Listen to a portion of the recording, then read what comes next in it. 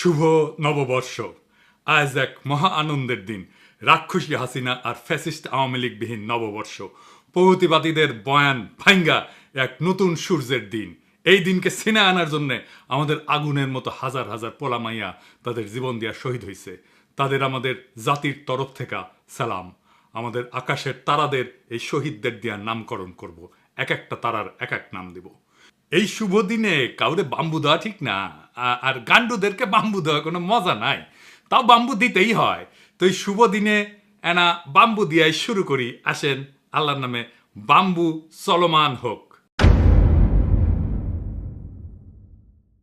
আজারি হুজুর March for গাজায় চোখে একটা সানগ্লাস পরিছে, ভালোই লাগিচ্ছে মাশাল্লাহ। কচু খেতি ওটা আবিষ্কার করেছে, এটা রেবন কোম্পানির, ওই কোম্পানি ইসরায়েলে বিনিয়োগ করেছে। তাই মেলা গ্রুপ নাকি রেবনকে বয়কটের ঘোষণা দিছে। ওই রেবনের সানগ্লাস আজারি হুজুর পিন্দিছে, মেলা খারাপ কাজ করছে আজারি হুজুর। তাই তো কইছে কচু খেতি, তাই না তাই না তাই কইছে না? হ্যাঁ, কচু খেতির আসলে সমস্যা কই, তার কোন কোন জায়গায় ব্যথা? হ্যাঁ, তার ব্যথা তো আজাহারি স্মার্ট তরুণ, দেখতে ভালো মাশাল্লাহ, ভালো বাংলা ইংরেজি কইতে পারে। তাই টাটায় বাঙ্গুয়ালিদের তারা দেশ ছাড়া করেছিল, এখন লাগিছে পিছে। কিছুদিন পরপরই পিছে লাগে। ওই যে দুদুও লাগিছিল পিছে, দিসিয়াটা শান্টিং থেমে গেছে। কিন্তু যে কথাটা কইছে সেটা কি যৌক্তিক কথা? কচু খেতি আমার আগ্রহের বিষয় না, কিন্তু এই ধরনের বিষয়গুলো কিভাবে ডিল করতে হবে সেটা আমাদের বুঝতে হবে। এখানে মেলা বিতর্কের বিষয় আছে, এটা একটু খোলাসা করে না বললে আমাদের জন্য বোঝা খুবই মুশকিল। আর এইসব আলোচনা যারা তুলে তারা আসলে কার স্বার্থ রক্ষা করে, আর তাদের এই কুটনামিটা কেন করে সেটা বোঝাটা জরুরি। আসেন আল্লাহর নামে শুরু করি। পণ্য বয়কট বা বিডিএস কি এবং কেন? আপনারা জানেন যে আমি বাংলাদেশে হাসিনা পতনের আগে একটা বেশ সফল বয়কট আন্দোলনে আপনাদের সাথে নিয়ে শুরু করেছিলাম। তাই এই বয়কট আন্দোলন কিভাবে গড়ে তুলতে হয়, কেন গড়ে তুলি, সেটা নিয়ে ব্যাপক পড়াশোনা করতে হয়েছিল। কোন কোন পণ্য বয়কট করবো সেটাও ঠিক করা হয়েছে, অঙ্ক কইসা, কিন্তু আন্দারে কুন্দারে না। আসেন দেখি বয়কট কি, কেন, কিভাবে এটা কাজ করে। বয়কটের উদ্দেশ্য তিনটা। একটা, বিশ্বব্যাপী একটা রাজনৈতিক বার্তা দেওয়া। দুই, ছোট একটা জায়গায় তীব্র আঘাত করা যেন ব্যথা টের পায়। 3 নাম্বার হইতেছে আপনার সমমনাদের ঐক্যবদ্ধ করা। ইন্ডিয়ান পণ্য বয়কটে আমরা ইন্ডিয়ান সব পণ্য কিন্তু বয়কট করি নাই, খুবই সিলেক্টিভ পণ্য বয়কট করেছিলাম, মনে আছে না? প্রথমে করেছিলাম ফাস্ট মুভিং কনজিউমার গুডস, সাবান, শ্যাম্পু, ভোজ্য তেল, টুথপেস্ট, নারকেল তেল ইত্যাদি, যেগুলো ডিপার্টমেন্টাল স্টোরে রেখে থাকে, এমনকি মুদির দোকানেও থাকে, ক্রেতা দেখে কিনতে পারে। এর কারণ ছিল সব মানুষ কেনে, ধনী গরিব সবাই এইরকম পণ্য আমাদেরকে টার্গেট করতে হবে, যেন সবাই এটাতে পার্টিসিপেট করতে পারে। আমাদের প্রত্যেক দিন লাগে এমন পণ্য, এইগুলোই ফাস্ট মুভিং কনজিউমার গুডস। আমরা কেন এটা টার্গেট করেছিলাম বুঝানি, মাথায় রেখেন, কামে দিবে এই সমস্ত কচু খেতেদের ফাইট দিতে। ফাস্ট মুভিং কনজিউমার গুডস ইন্ডিয়ার ইকোনমির সবচেয়ে গুরুত্বপূর্ণ খাত। এই খাতে ভারতের তৃতীয় চাকরির খাত, প্রায় 30 লাখ লোক কাজ করে এফএমসিজি সেক্টরে। ভারতের জিডিপিতে এই খাতের কন্ট্রিবিউশন হচ্ছে 15 থেকে 16% ছিল যেই সময় আমরা শুরু করেছিলাম। এই খাতের গ্রোথ 10 থেকে 12%। প্রথম অর্থনীতির খাত হচ্ছে সার্ভিস সেক্টর, এর গ্রোথ হচ্ছে 7 থেকে 8%, এটা ভারতের জিডিপির সমান। দ্বিতীয় অর্থনীতির খাত হচ্ছে ম্যানুফ্যাকচারিং, তার গ্রোথ 4 থেকে 5%, যা জিডিপির গ্রোথের চাইতে কম। তার মানে ইন্ডিয়ান টোটাল জিডিপি গ্রোথে এফএমসিজির ভূমিকা অত্যন্ত ক্রুশিয়াল, সবচেয়ে বেশি গ্রোথ দেয় সে। এই সেক্টরে গ্রোথ জিডিপির গ্রোথের চাইতে বেশি, শুধু বেশি না, 1.5 গুণ। তো এফএমসিজি বয়কটে আমাদের লাভ কি? একমাত্র এফএমসিজি বয়কটে ব্যাপক মানুষকে সম্পৃক্ত করা যায়, এটা লাগে, প্রত্যেকদিন কিনতে হয় নিয়মিত। 2 নাম্বার হইতেছে পণ্য চিহ্নিত করা সহজ, কারণ সেটা সেলফে থাকে। 3 নাম্বার, কোনো বাংলাদেশি ব্যবসায়ী ক্ষতিগ্রস্ত হবে না, কারণ এই পণ্য যারা বেচে তারা বাকিতে এনে বেচে, বিক্রি না হলে ফেরত দেওয়ার শর্তেই পণ্য তোলা হয় দোকানে। 4 নাম্বার, বয়কটের প্রভাব ব্যাপক এবং বহুমুখী হবে। ভারতের চাকরির বাজারে একটা নেতিবাচক প্রভাব রাখা যাবে, ভারতের অর্থনীতিকে ধাক্কা দেওয়া যাবে সামান্য হইলেও। 5 নাম্বার, এফএমসিজির বাজার বাংলাদেশি ব্যবসায়ীরা সহজে দখল নিতে পারবে। হয়েছিল কিন্তু, দেখছিলেন না আমাদের দেশি পণ্যের বেচা বিক্রি বেড়ে গেছিল। দেশীয় শিল্প কর্মসংস্থান উৎসাহিত হবে। 6 নাম্বার, বয়কটের ফল দৃশ্যমান করা যাবে, যেমন শেলফে অবিকৃত পণ্য, দোকান থেকে পণ্য ফেরত দেওয়া, পণ্য বেচার মরিয়া চেষ্টা, অফার, ডিসকাউন্ট, এগুলো দৃশ্যমান হবে। মানুষ তার বয়কটের প্রভাবকে কানেক্ট করতে পারবে। এই জন্যে ইন্ডিয়ানরা আমাদের এসে বলতো ওই সময়, এটা বয়কট করো, ওইটা বয়কট করো, রেলের বডি বয়কট করো, ইন্ডিয়ান বাস বয়কট করো, ট্রাক বয়কট করো, ইলেকট্রিসিটি বয়কট করো, ইন্ডিয়ান ইলেকট্রিসিটি। মানে ভাবখানা এমন, আমরা সবাই সকাল সন্ধ্যা ইন্ডিয়ান বাস ট্রাক কিনি বা ইন্ডিয়ান ট্রেল আমি আমার ডিপার্টমেন্টাল স্টোর থেকে কিনে আনিছি। যাই হোক, এই অমুকটা কেন বয়কট করলো না, অমুকটা কেন বয়কট করলো না, এগুলো যারা বলে এরা হইতেছে যারা ক্ষতিগ্রস্ত হচ্ছে তাদের লোক। আমরা দেখবো যে রেবন কোম্পানি আসলে বয়কটের লিস্টে আছে কিনা। এবং এই ইন্ডিয়ানরা যে অ্যাটিটিউড করেছে, কচু ক্ষতি একই অ্যাটিটিউড করেছে, কারণ ওর লাগিছে। ওই তো ইসরায়েলি পত্রিকায় লেখে, তো নিজে লেখে, হারেজ বলে পত্রিকাত লেখে ওই, হ্যাঁ, ইসরায়েলের পত্রিকা, ওটার সমস্যা নাই। রেবান এটা ইসরায়েলি কিনা কোম্পানি কিনা সেটা ঠিকই নাই, এটা বয়কটের লিস্টে আছে কিনা সেটা ঠিকই নাই, তাও ওই লাগিছে। তো রেবান কোম্পানি কি ইসরায়েলি কোম্পানি? না, রেবান কোম্পানি কোনো ইসরায়েলি কোম্পানি না। রেবান এটা প্রতিষ্ঠিত হয় 1937 সালে আমেরিকায়, নিউ ইয়র্কের রচেস্টার শহরে বাউশ অ্যান্ড লম্ব এই নামে একটা আমেরিকান কোম্পানি এটা প্রতিষ্ঠা করে। এই ব্র্যান্ডটা মূলত আমেরিকান বিমান বাহিনীর পাইলটদের জন্য তৈরি, অ্যাভিয়েটার বলে, অ্যাভিয়েটার সানগ্লাস। খুবই জনপ্রিয়তা পায়, জিয়া পড়তেন, বাইডেন পড়তো। 1999 সালে বাউশ অ্যান্ড লম্ব রেবান বিক্রি করে দেয় ইতালির লাক্সোটিকা গ্রুপকে। এসসিলার লেক্সোটিকা কোম্পানি, এটা একটা Franco Italian multinational company, head office হচ্ছে ইতালির মিলান শহরে। তাই আপনি যদি কোন দেশের কোম্পানি এটা বলতেছেন, তাহলে রেবনকে ইতালিয়ান কোম্পানি হিসেবে বিবেচনা করতে হবে। এবং মালিক এসসিলর লেক্সোটিকা। রেবন সানগ্লাস কই তৈরি হয়? মূলত ইতালি এবং চীনে তৈরি হয়। তার মানে রেবনের উৎপত্তি আমেরিকা হইলেও এখন এটা ফ্রেঞ্চ ইতালিয়ান কোম্পানি মালিকানা নেই, এবং এর সাথে ইসরায়েলের কোনো সম্পর্ক নাই। তাহলে কচু খেতি বিনিয়োগের কথা কেন আনলো? কারণ হচ্ছে নুয়ান্স হেয়ারিং বলে একটা কোম্পানি ছিল, ইসরায়েলি স্টার্ট আপ কোম্পানি, মানে যেগুলো শুরু করে কিন্তু বড় হইতে পারে না, ছোট কোম্পানি হিসেবে শুরু করে, কিন্তু তাদের টেকনোলজি ভালো, প্রোডাক্টও ভালো, কিন্তু তাদের এত ছোট কোম্পানি যে বড় স্কেলে যাইতে পারে না, এগুলোকে বলে স্টার্ট আপ। পরে এটা বড় কোম্পানির কাছে বিক্রি করে দেয় আর কি, এভাবেই চলে আর কি।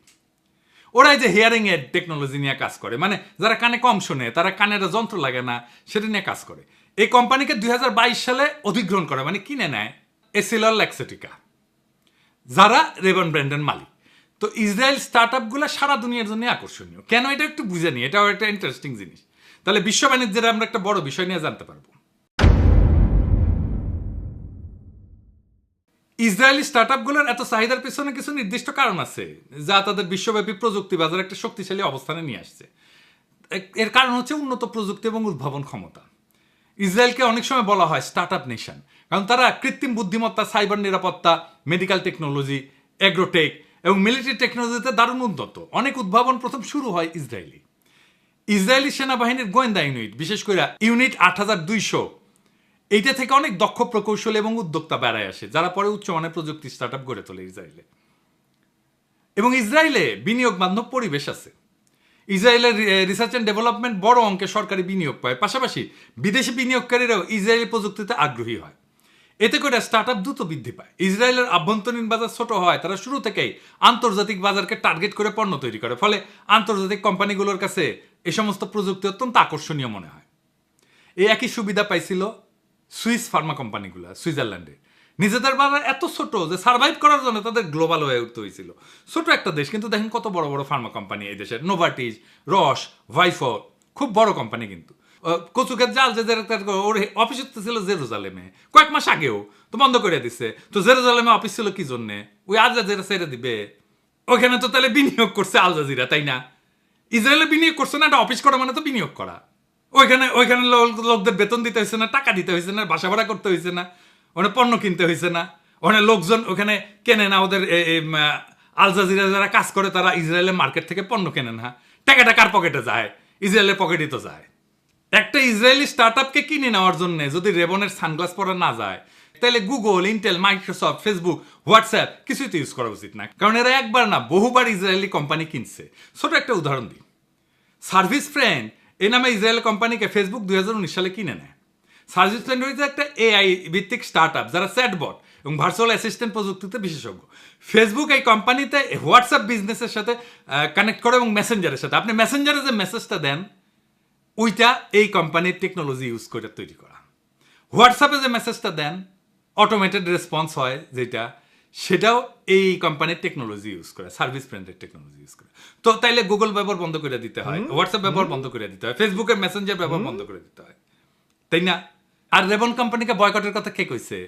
বিডিএস যেটা বয়কটের মুভমেন্ট, ফিলিস্তিনির সাপোর্টে যে বয়কট মুভমেন্ট, সেটার একটা ওয়েবসাইট আছে, আমরা একটু পরে দেখবো। ওইখানে এই কোম্পানির কোনো উল্লেখ নাই। কিন্তু সারা দুনিয়ার তো নানা চান্দাবাজ আছে কচু খেতির মতো, এরকম একটা ওয়েবসাইট বানায় বলে তোমার নাম ঢুকে দেবো, তোমার নাম ঢুকে দেবো, না দিলে গেলে না, আমার টাকা দাও, তোমার নাম তার সাথে ঢুকে দেবো, এই করে এই সমস্ত ঝামেলাগুলো করে। তাই সত্যিকার অর্থে এটা বয়কটের পণ্য কিনা সেটা আপনি বিডিএস এর সাইটে যেয়ে দেখবেন। যদি দেখেন বিডিএস এর পণ্য, তাইলে আপনি বয়কট করেন। আরেক কথা না বললেই না, দাবি করে সে বিএনপি করে। এই আমারে আর ইলিয়াস রে কয় মব মাস্টার, দেখেছেন, আর আমারে বয়কট করতে বলে। হুই কচুগেতির ইজ অফ ডুইং বিজনেস নিয়ে কপি পেস্ট করে জ্ঞান ফলাইছিল। ওই কপি পেস্টই করতে পারে, তার চেয়ে বেশি কিছু না। গুগলও ঠিক মতো করতে পারে না। তারপরে মেলা সার্চ করে এই পোস্ট করিছে, দেখানোই লাগিচ্ছে যে বদমাইশিগুলো কেমন। অনেকে কয় এগুলো আপনি কন কেন, কিন্তু হয়তো অনেকে কনফিউজ হয়ে যায়। দেখেন কইতেছে আমার কোম্পানি লরিয়েল ইসরায়েলের মতদাতা। আবার কেউ কেউ আগ বাড়ায় কয় লরিয়েল ইসরায়েলি কোম্পানি, কেউ কছে শুনিছে আশা কয়ে দিছে আমার কমেন্ট বক্সে, না যে গুগল করে দেখবি, তাও কিন্তু দেখে না। তো উই কি দিছে, একটা স্ক্রিনশট দিছে, কইছে লরিয়েল নাকি ওয়ান ফ্রেন্ড অফ ইসরায়েল, দিছে একটা স্ক্রিনশট দিছে। গুগল করে পেছে আর কি, তুই সার্চ করবি, সেটুকু ওর এনার্জি নাই। দেখিছেন না কেমন মোটা হয়েছে, কেমন চর্বি থল করে সে গোটা শরীরে। তো এডিটর সাহেব ওই সাইটে যান, দেখি তো ফ্রেন্ড, ওয়ার্ম ফ্রেন্ড দেখি না, দেখিছেন ওরা প্রমাণও দিছে, দেখেছেন এই যে লরিয়েল আসলে warm friend of Israel, proof একটা বাটন দিচ্ছে। এডিটর সাহেব দেখছেন। আচ্ছা এডিটর সাহেব বাটনে একটা প্রেস করেন না, দেখি কি প্রুফ দেখায়। দেখেছেন কোনো প্রুফ নাই, দেখেছেন। হ্যাঁ, ফিলিস্তিনের সাপোর্টে যে বয়কট মুভমেন্ট, সেটা একটা লিস্ট আছে এই সাইটে, এটি আছে নাম লরিয়েলের, দেখেন, নিজেই দেখেন। ওই আবার করছে কমেন্ট বক্সে, দেখেন বিডিএস এর নাম শুনিস তো, দেখেন ও নিজে শুনিছে, অক্সিগান ও নিজে শুনিছে, জিন্দেগিতে শুনে নাই। এইভাবে দিনের পর দিন কয়টা ইরিটেট করে যাইতেছে দুনিয়ার মূর্খ। আর এখন বিএনপি জুতিছে সব। ও তো উই গুগল ইউজ করে না, ওর বাসায় প্রিন্টার আছে না, এটা সব দেখেন না বিডিএস এর লিস্টে গুগল আছে কিনা। ওর বাসায় প্রিন্টার আছে না, এইচপি দেখেন না, আছে অবশ্যই। ডেলের কম্পিউটার আছে দেখেন, সেটা আবার ইন্টেলের প্রসেসর আছে না, দেখেছেন। এডিটর সাহেব দেখান তো এটা ইন্টেল আছে কিনা বয়কট লিস্টে, থাকবেই। এয়ারবিএনবি ইউজ করিছে না অন্তত একবার জীবনে। শালা ওই হ্যাগেস হচ্ছে না, দেখতে আসছে আমি পেদা গঙ্গা জল নিচ্ছি নাকি। শালা তোর পাশার যে গু আছে সেটা পরিষ্কার কর। আমি পেদা গঙ্গা জল নিছি কিনা সেটা দেখা লাগবি না, কারণ পেদা গঙ্গা জল নেওয়া লাগে না, হ্যাগেস হোসা লাগে, তুই সেটা করছিস।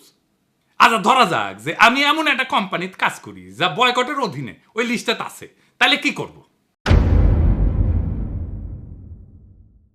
যখন ভারতীয় পণ্য বয়কট চলতেছে, তখন আমরা এসে একজন কইল যে দাদা আমি প্যারাসুট কোম্পানিতে কাজ করি, আমি কি করব? আমি কইলাম মন দিয়ে কাজ করবেন, বেতন নেবেন, আর ওই বেতন দিয়ে জুই নারিকেল তেল কিনবেন। আমরা পণ্য বয়কট করেছি, প্যারাসুটের চাকরি তো বয়কট করি নাই, তাই না? এখন আপনারাই বলেন, দেখলেন তো গুগল তো এই বয়কটের কোম্পানিতে আছে, ইন্টেল আছে, আমাজন আছে, এইচপি আছে, কে নাই? কোন বড় কোম্পানি নাই?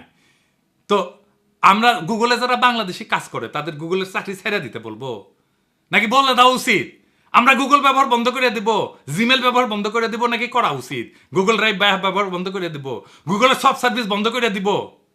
তাইলে তো যুক্তি অনুযায়ী যেহেতু গুগল ওই লিস্টে আছে, তাইলে তো গুগলে যারা চাকরি করে, আমাজনে যারা চাকরি করে, এইচপিতে যারা চাকরি করে, ইন্টেলে যারা চাকরি করে, তাদের আগে চাকরি ছাড়তে বলা উচিত হিসাব মতো, ঠিক কিনা?